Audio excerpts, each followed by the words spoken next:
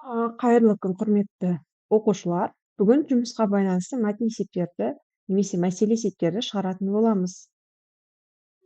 Есеп шығармастан бұрын каналға тіркеліп, комментарий жазып, лайк қоюды ұмытпаңыз, иә? Бұл типтегі есептердің негізгі мазмұны, көлемі белгісіз бір жұмысты бірнеше адам немесе механизм орындайтын болады. Мысалға, сіздерге мынандай есептер таныс шығар, иә? Белгілі бір бассейнді 2 краннан су ағызған кезде қанша уақытта толады, немесе қандай да бір егіндікті 2 трактор қанша уақытта орады, 1 трактор қанша уақытта орады деген сияқты есептерді шығаратын осы жұмысқа байланысты есептер екен. Олардың жұмыс өнімділігі тұрақты болады, яғни қандай да бір жұмысты орындайды. Олардың көлемі біреу болады, яғни 100% бір жұмыс. Енді осыған байланысты мысалдарды қарайық. Бірінші жұмысшы белгілі бір жұмысты 20 сағат, ал екінші жұмысшы сол жұмысты 30 сағатта аяқтайды. Екі жұмысшы бірігіп, барлық жұмысты қанша сағатта аяқтайды дейді. Бізде бұл есепті шығармастан бұрын, бізде қандай да бір формула бар, яғни бірінші жұмысшы білмейміз, иә, қанша сағатта. Екінші жұмысшының уақыты мен екеуі бірігіп, қандай да бір уақытта аяқтайды. Бір жұмысшының уақыты қандай да бір жұмысты мынанша уақытта істейді. Екінші жұмысшы қандай да бір уақытта осы жұмыс істейді. Екеуі бірігіп, қандай да бір уақытта жасайды. Енді біз білеміз, бірінші жұмысшы қанша уақытта орындап тұр? Бірінші жұмысшы 20-дан 1 уақытта орындайды. 20 сағатта точнее. Екінші жұмысшы сол жұмысты 30 сағатта аяқтайды. Екеуі бірігіп, қанша? Екеуінің ортақ бөлімін табамыз. Ортақ бөлімі 60.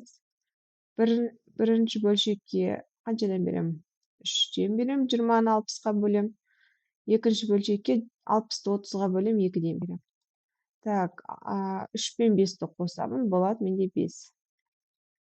Екеуі қысқарған кезде 12-ден 1. Яғни, екеуі бірігіп, қанша сағатта аяқтайды? Екеуі бірігіп 12 сағатта аяқтайды екен.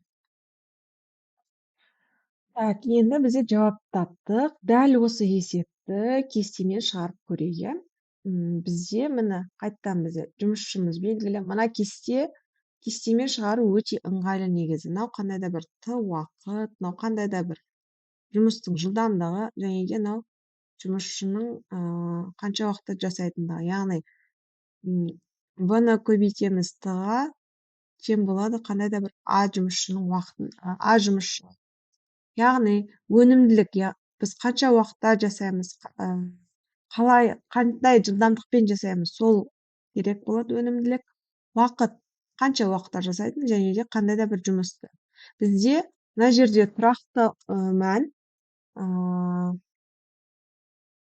бізде не тұрақты? Жұмыс, қандай да бір жұмыс, бір жұмыс, иә?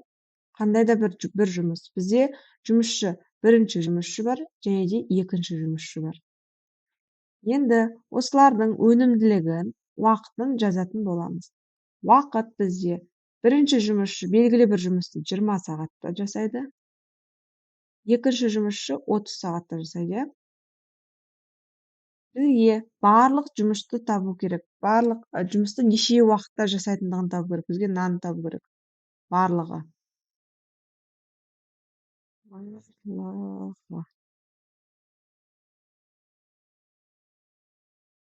Оны табу үшін, өнімділігін анықтап алу үшін, мына жерден V-ны табатын болсақ, А-ны Т-ға бөлеміз. Яғни, 1-ді бөлеміз 20-ға, сол кезде қандай жылдамдықпен жасайтынын анықтаймыз. 30-ға. Мына екеуін қоссақ, мына жерде барлық жұмыс өнімділігі неше болады? Мына жерде де қандай да бір жұмыс, иә? Мына екеуін қосқанда біз таптық 1 бөлінген 12. Яғни біз мына жерді табу үшін, сұрақ белгісінің орнын табу үшін, мына 1-ді бөлеміз 1 бөлінген 12-ге. Сол кезде болады 1. Бірінші бөлшек сол кезде жазамын, келесі бөлшекке айналдырамын. Сонда 12. 12 сағат осы жерден шығады екен. Мынау кестемен түсіндірген түрі. Ары қарай екінші есепті шығарайық. Екі құбыр бассейнді бірге 3-тен 10 сағатта. Ал біріншісі 6 сағатта толтырады. Екінші құбыр бассейнді неше сағатта толтырады? Біз бұл есепті кестемен шығарайық. Бізде екі құбыр бар, иә? Бірінші құбыр мен екінші құбырдың қосындысының жұмыс қанша уақытта толтырады? 10 бөлінген 3 сағатта. Қандай да бір бассейнді, иә? Сосын бізде не берілген? Бірінші бассейн берілген. Бірінші бассейн 6 сағатты толтырады, дейді ме? 6 сағатты толтырады. Бұл да бір бассейн толтырады. Бізден сұрап тұр екінші бассейн уақытын. Біз бірінші мына жұмыс өнімділігін тауып алу керек. В, иә, мынау Т, мынау А дейтін болсақ, мына екеуінің көбейтіндісі жұмыс өнімділігін береді. Осы жерден В неге тең болады? Дұрыс. Аны Т-ға бөлгенге тең болады. Яғни мына екеуінің жұмыс өнімділігін табатын болсақ, В тең болады. 1-ді бөлеміз 3-тен 10-ға, ол тең болады. Бірінші бөлшек сол күйінде жазам, келесі бөлшекті кері бөлшекке айналдырам. 10-нан 3.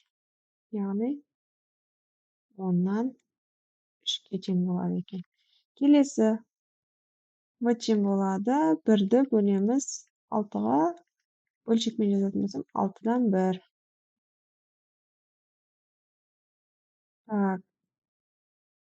Бізге мынаны табу керек қой, екінші жұмысшының жұмыс өнімділігін табу керек. Ол үшін не істейміз? Мына екеуінің қосындысын алып болса, 1-дікі мынау, значит, 2-ні табу үшін, екінші жұмысшының өнімділігін табу үшін не істейміз? Бірінші жұмысшының жұмыс өнімділігіне, жоқ, екеуінің біріккен жұмыс өнімділігінен 10-нан 3-тен азайтамыз 6-дан 1-ді. Ортақ бөлім бізде болады қанша? 30. Бірінші бөлшекке қаншадан берем? 3-тен берем. 5-тен берем. 9-дан азайтамын 5-ті болады 4. Қысқартсақ қанша болады? 15-тен 2. Яғни біз нені тауып алдық қазір? Екінші жұмысшының жұмыс өнімділігін тауып алдық. 15-тен 2. Енді уақытты табу үшін. Уақытта бұл жерде неге тең болады?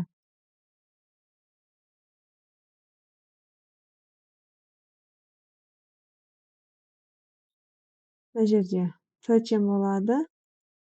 А-ның В-ға қатынасына, иә? Яғни Т2-ні табатын болсақ, ол тең болады. 1-ді бөлеміз 15-тен 2-ге. Яғни, бірінші бөлшек сол күйінде жазам, екінші бөлшекті кері бөлшекке айналдырам. Қанша болады? 15-ті 2-ге бөлсек, 7,5 сағат. Яғни, екінші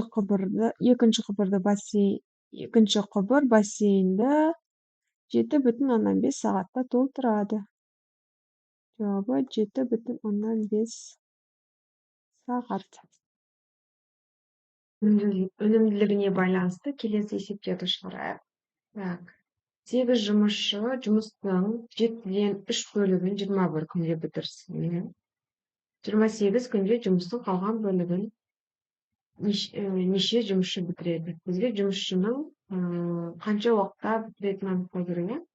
Неше жұмысшы керек екенін анықтау керек. Бізде барлығы 8 жұмысшы бар. Сосын жұмыстың 4-тен 3 бөлігі. Жұмыстың 7-ден 3 бөлігі берілген. 21 күнде берілген.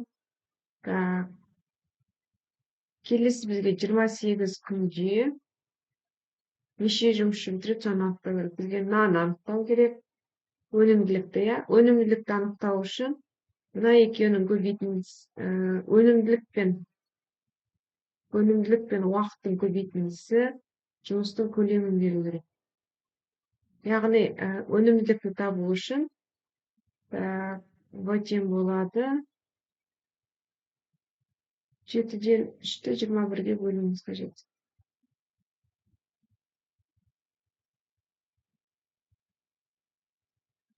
Болады 7-ден 3 көбейтілген кері бөлшекке айналады.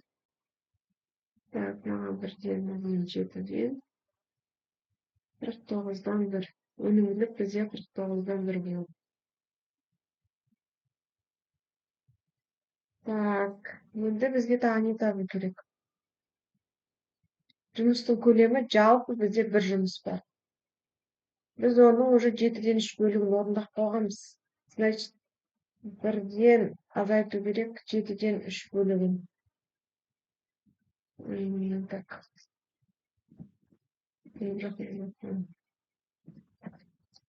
Жалпы бізге мына жұмысты табу керек, иә? Мына жерде қанша уақыт, қаншасы қалды бізге? Дәл осылай мына жердегі жұмыс өнімділігін анықтаймыз. Жұмыс өнімділігі бөлінген санына жетеді. 4 бөлінген 7-ні бөлеміз 28-ге, 7-ден 4 көбейтілген 28-ден 1. Маған 1-ден, маған 7-ден. Жоқ. Дұрыс қой, өткен. 49-дан 1. Бұның да өнімділігі 49-дан 1 екен. Яғни қалған жұмысшы саны бізде артқан жоқ, байқасаңыздар. Артқан байқау үшін не істеу керек едік? Мына жерде жұмысшы саны арту үшін мына жердегі өнімділік артып немесе кему керек еді. Яғни 8 жұмысшы дәл осылай бір темппен жасаған жұмысты. Яғни жұмыстың қалған бөлігі неше жұмысшы бітіреді? Қалған жұмысын сол 8 жұмысшы бітіреді. Екі құбыр бірге жұмыс жасай отырып, хауызды 20 минутта толтырады. Екі құбыр. Уже мына жерге жазып қояды, екеуі бізде. Екі механизм толтырады. 20 минутта толтырады. Дәл осындай сол хауызды бір ғана кран ашып болатын болса, құбыр ғой енді, бір ғана құбыр ашып болатын болса, 36 минутта толтырады. Жұмыс көлемі бір бассейн сол толтырылатындар. Так, бізге табуымыз қажет нені? Екінші құбыр хауызды неше минутта толтыратынын табуымыз қажет. Мына жерде жұмыс өнімділігін анықтасақ та болады. Так, жұмыс өнімділігі 1-ді 20-ға бөлеміз, иә, мына жақта. Мына жерде 1-ді 36-ға бөлеміз. Мынаны табу үшін, мына жерде екінші кранның жұмыс өнімділігін табу үшін, екеуінің қосындысы 20-дан 1, яғни екіншіден екінші құбырды анықтау үшін жалпыдан бірінші құбырды азайтамыз. Жалпы бізде 20-дан 1 азайтамыз 36-дан 1-ді. Так, ортақтан 180 іздеп маған. Ортақтан маған 180 болмайды. 4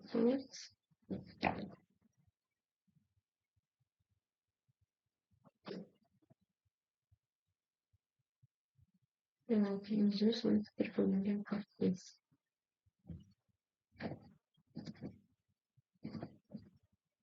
Сонда уақыт қанша болады? Бірақ өзіне қояды. Келесі есепке көшейік.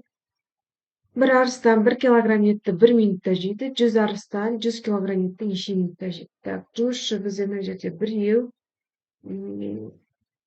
уақыт 1 минутта жейді, 1 килограмм етті. Өнімділік, яғни мына екеуінің көбейтілісі уақытпен өнімділіктің көбейтілісі жұмысқа тең болу, яғни бұл да 1 болады. Енді осы жерде 100 арыстан бар. Так. 100 арыстан 100 килограмм ет. 100 килограмм ет. minutni necha minutda o'tishdi?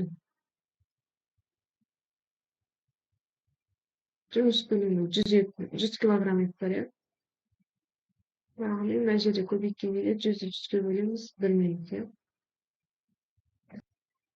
Әкесі баласын 4 есе жылдам жүріп барады. Егер әкесі жалғыз өзі 20 минутта жүріп барса, баласымен бірігіп шөпті неше уақытта орады? Так, бізде әкесі бар. Және де бізде баласы бар, иә? 4 есе жылдам орады. Әкесі 20 минутта, жұмыс көлемі біреу, иә? Так, әкесі 20 минут орындаса, баласы значит 80 минут орындайды, иә? Сол жұмысты. Жұмыс өнімділігі білеміз, 1 бөлінген 20 болады. Бұраста 1 бөлінген 80 болады. Екеуі бірігіп қанша минутта орындайды? Ортақ бөлім 80, маған 5 қысқаратын болса, 16-тан 1 болады. Значит, 1 бөлінген 16 жұмыс өнімділіктері. Сол бір жұмыс, значит, 16 минутта орындайтын екен. Құбырдан аққан сумен 2 сағатта бассейннің 5-тен 1-і толады. 5 сағатта бассейннің қандай бөлігі толады? Бұл бізде балар пропорцияға қатысты есеп. Яғни 2 сағатта 5-тен 1-і толатын болса, яғни 1 сағатта қаншасы толады? Мынаның жартысы, иә? Мынаны бөлуіміз керек. 1 бөлінген 5-ті бөлеміз 2-ге. 1 бөлінген 5, келесі бөлшек кері бөлшекке айналады. Оннан 1. Яғни, оннан 1 бөлігі 1 сағатты толады. А бізге қажет 5 сағаттағысы. 5 сағаттағысы неше? 1 сағаттағаны білсек, 5 сағаттағы көбейтеміз, 1 көбейтіледі. 1 сағатта 10-нан 1 бөлігін толтырады. 5 сағатта, мына жерде қысқарады.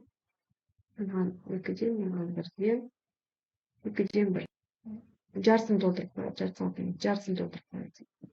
Келесі есепті қарайық. Талап пен Арман бірге бақшаны 12 минутта. Ал тек Талап өзі 20 минутта суарады. Арман осы бақшаны неше минутта суарады? Так, біз білеміз, Талап пен Арман екеуі бірігіп, уақыт неше минутта? 12 минутта, иә? Тек Талап суаратын болса, Талап бізге 20 минутта суарады. Екеуі де бір жұмыс істейді, бір бақшаны жұмыс істейді. Так, Арман бізде неше минутта толтырады, соны анықтауымыз қажет. Так, жұмыс өнімділігі, екеуінің жұмыс өнімділігі міне 1-ді 12-ге бөлгенде шығады, жұмыс өнімділігі. Талапты келесеген 1-ді 20-ға бөлеміз. Екеуін көбейткенде мына 1 шығу керек. Так, енді бізге Арманның жұмыс өнімділігін анықтау үшін, міне, Талап пен Арман қосылып 12-ден 1 жасаса, Талаптықын білетін болсақ, Армандықын табу үшін екеуінің бірігіп жұмыс жасағаннан Талаптықын азайтып тастаймыз жұмыс өнімділігін. Ортақ бөлім бізде 60, мынаған 5-тен, мынаған 60-ты 20-ға бөлеміз 3-тен. Так, болады 2. Тең болады, так, қысқартамыз 1 бөлінген 30. Яғни 1 бөлінген 30. Енді мына жерде уақытты 30-дан 1-ге нешені көбейтсек 1 болады, 30-ды, иә? Яғни 30 минутта суарады екен.